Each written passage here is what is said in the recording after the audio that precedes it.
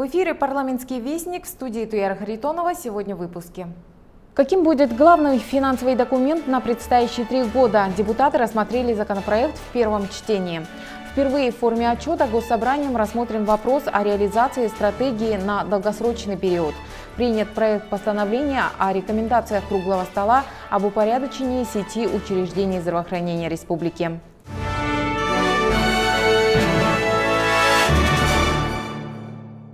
20 ноября народные депутаты собрались на 11-е очередное пленарное заседание Государственного собрания Илтумен Республики.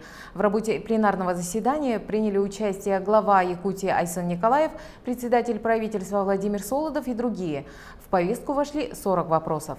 Пленарное заседание началось с подтверждения полномочий 2 новых народных депутатов Якутии – Марии Силкиной и Валентина Семеркова. В первом чтении принят законопроект о госбюджете. Впервые в формате отчета рассмотрен вопрос о реализации стратегии социально-экономического развития республики. Также рассмотрен проект бюджета территориального фонда обязательного медицинского страхования, проект постановления о назначении Марии Христофоровой на должность главного редактора парламентской газеты «Илтумен». В режиме первого чтения рассмотрены законопроекты о внесении изменений в закон о налоговой политике республики, в отдельные законодательные акты по вопросам противодействия коррупции, о стратегическом планировании, а также изменения в закон о выравнивании бюджетной обеспеченности муниципальных образований и в закон о приватизации государственного имущества Республики Саха-Якутия. Эти и другие вопросы, в том числе ряд поправок в законы, а также блок федеральных законов, законодательных инициатив и обращений, обсудили депутаты Илтумен в ходе пленарного заседания. Главным вопросом пленарного заседания стало рассмотрение законопроекта о государственном бюджете республики на 2020 год и на плановый период 2021 и 2022 годов. Информацию по вопросу представил министр финансов республики Валерий Жанторов. По его словам, основные параметры госбюджета республики составят по доходам 179 миллиардов 333 миллиона рублей в 2020 году, 187 миллиардов 242 миллиона в 2021 году и 175 миллиардов 872 миллиона в 2022 году. По расходам 180 миллиардов 331 миллион рублей, 188 миллиардов 240 миллионов рублей и 176 миллиардов 871 миллион рублей соответственно. Дефицит планируется на уровне 998 миллионов рублей на 3 года. Прогнозируемый объем госдолга республики и объем рыночных заимствований будет находиться в рамках ограничений, установленных бюджетным кодексом Российской Федерации. Параметры госбюджета сформированы по 26 государственным программам, направленным на достижение 6 стратегических целей и непрограммной части. Одной из ключевых задач правительства Якутии на ближайшие годы станет эффективная реализация национальных проектов. Также в приоритете строительство социальных объектов, обеспечение жильем детей-сирот и детей, оставшихся без попечения родителей, увеличение фонда оплаты труда, субсидирование тарифов на коммунальные услуги, реализация программы поддержки местных инициатив и ряд других направлений. Напомним, что законопроект был рассмотрен на расширенных заседаниях профильного комитета Илтумена, а также на всех заседаниях постоянных комитетов, обсужден в прямом эфире в формате открытого парламента. Спикер Госсобрания подчеркнул, что Илтумен впервые принимает участие в бюджетном процессе на нулевом цикле. Поднимались достаточно острые вопросы, которые у всех на слуху. Да?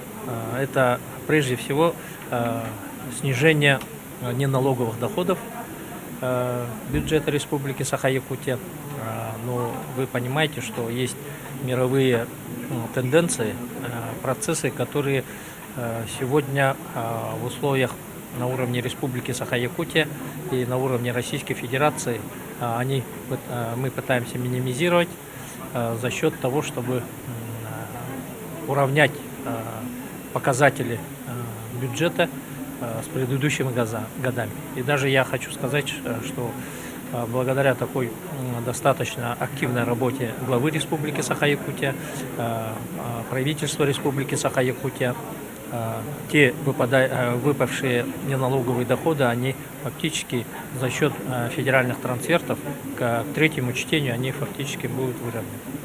В ходе 11-го очередного пленарного заседания Якутский парламент принял постановление о ходе реализации стратегии социально-экономического развития республики до 2032 года с целевым видением до 2050 года. Первый этап стратегии до 2024 года связан с указом главы государства, который определил национальные цели развития страны. Системообразующим выступает указ главы республики о стратегических направлениях социально-экономического развития республики. До 2024 года планируется заложить основу структурных преобразований в экономике.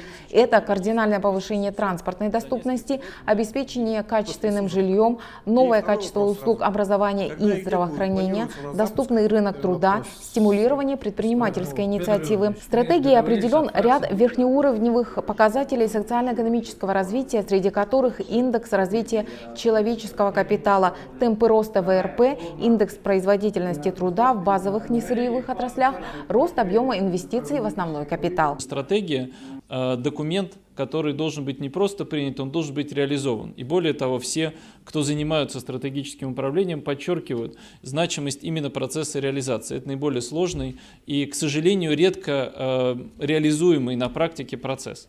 Поэтому очень важно нам сверяться по тому, как мы идем по реализации стратегии, где мы отстаем, где нужно усилить работу, а на что сделать фокус. Народные депутаты также рассмотрели и приняли проект постановления о рекомендациях круглого стола об упорядочении сети учреждений здравоохранения республики. От фонда оплаты труда высвобождаться где-то 2 миллиарда 600 миллионов рублей. 1180 человек штатных единиц будут сокращены. Тогда возникает у меня логический вопрос. Это где в основном? И ответ я нахожу в том, что это в основном это будет происходить в Заречной группе улусов, в Вилюйской группе улусов и Центральной группе улусов. В течение этих десятилетий мы именно с помощью бюджетной и социальной сферы каким-то образом сохранили якутское село, в том числе и с помощью здравоохранения. Сейчас я вам пытаюсь доказать, что путем только в области здравоохранения где-то 2 миллиарда рублей, в конце концов, доходов сельчан исчезнут. А это неизбежно ударит, конечно же, по уровню жизни населения. Напомним, президент России Владимир Путин на расширенном заседании Президиума Госсовета в Калининграде подчеркнул необходимость повышения качества оказания услуг первичного звена медико-санитарной помощи. Глава государства дал ряд конкретных поручений. Низкая доступность фельдшерско-акушерских пунктов, поликлиник, районных больниц, отсутствие ремонта, скудная оснащенность диагностическим оборудованием, дефицит кадров. Эти и другие затронутые на заседании главой государства вопросы актуальны во всех регионах страны, в том числе и в Якутии, где специфические природно-климатические условия, расстояние между населенными пунктами огромные, а плотность населения низкая, что создает дополнительные трудности. Чтобы не допустить снижения качества и доступности оказания медицинской помощи, Госсобранию Илтумен предложено взять на контроль все мероприятия по данному направлению, включить в программу деятельности парламента Якутии вопрос о рассмотрении итогов данной работы. Ряд пунктов были адресованы Министерству здравоохранения республики.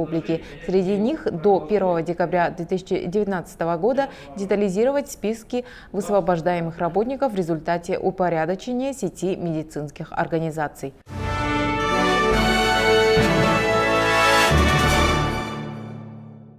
В Государственном собрании Илтумен Республики на этой неделе состоялся ряд совещаний в формате правительственного часа, в рамках которых депутаты обсудили ход реализации республиканского закона об ответственном родительстве, республиканской государственной программы развития гражданского общества и гармонизации межэтнических отношений в Республике Саха-Якутия на 2018-2022 годы, республиканского закона о правовом статусе коренных малочисленных народов Севера в части финансового обеспечения экономического, социального и культурного развития коренных малочисленных народов Севера, а также о ходе исполнения рекомендаций парламентских слушаний на тему модернизации системы подготовки спортивного резерва Республики Саха-Якутия.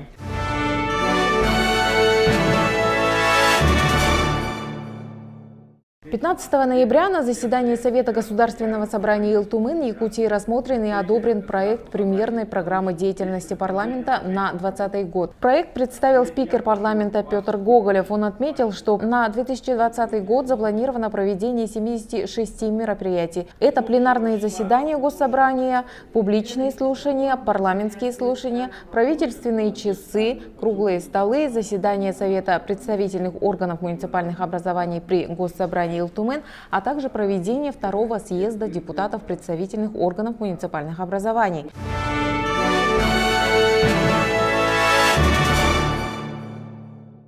В Государственном собрании Илтумен 15 ноября состоялось торжественное собрание общественности, посвященное 65-летию члена Совета Федерации Российской Федерации Александра Акимова.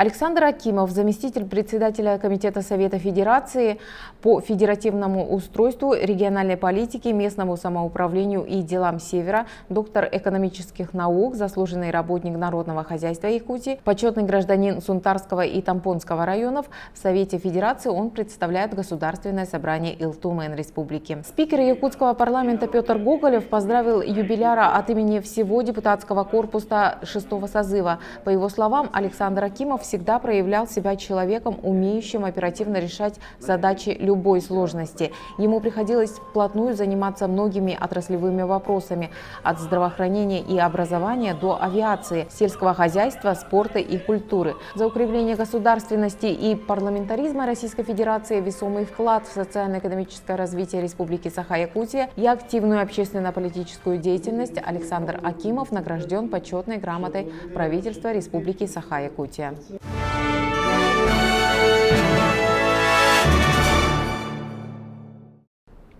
Вы смотрели «Парламентский вестник». Всего доброго!